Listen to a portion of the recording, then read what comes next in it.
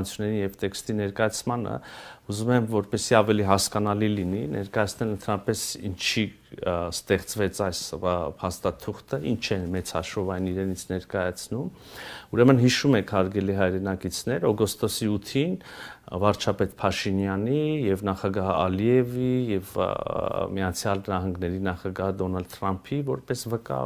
ուրեմն իրենց կողմից ընդունված հռչակագրում սահմանվեցին խաղաղության եւ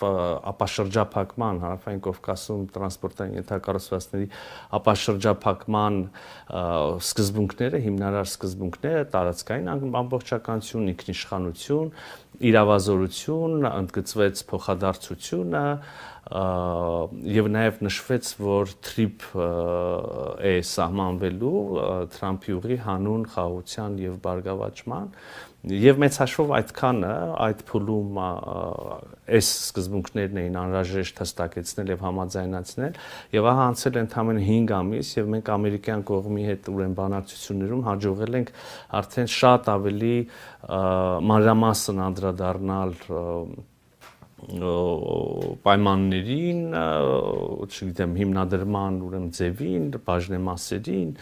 կրկին սկզբունքներին եւ այլն, հիմա մենք դրա մասին կխոսենք, բայց ուզում եմ ասել, որ սա էլ վերջնական փաստաթուղթը չի լինելու, սա ուրեմն նշանակալի ձեռքբերում եմ համարում Հայաստանի համար ուրեմն եւ բոլոր գործընկերների համար եւ Միացյալ Նահանգների եւ մեր հարևանների համար շատ շահեկան մի փաստաթուղթ, որը մեծ հաշվով ընկած է օգոստոսի 8-ի հռչակագրի եւ վերջնական այդ պայմանագրերի ընկերության հիմնադրման ուրեմն եւ կանոնադրության եւ հնարավոր այլ վերաբերելի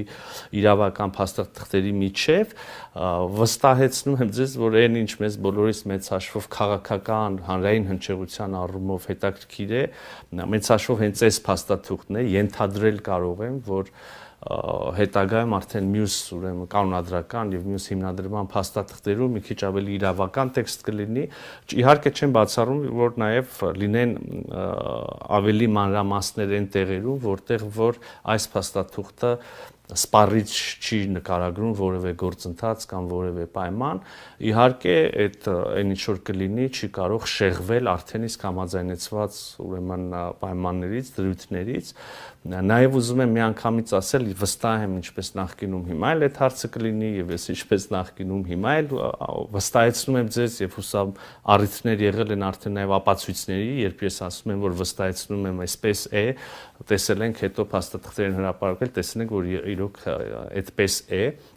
եւ հիմա էլ եմ ուզում ասել, այդ հարցը կառաջանա,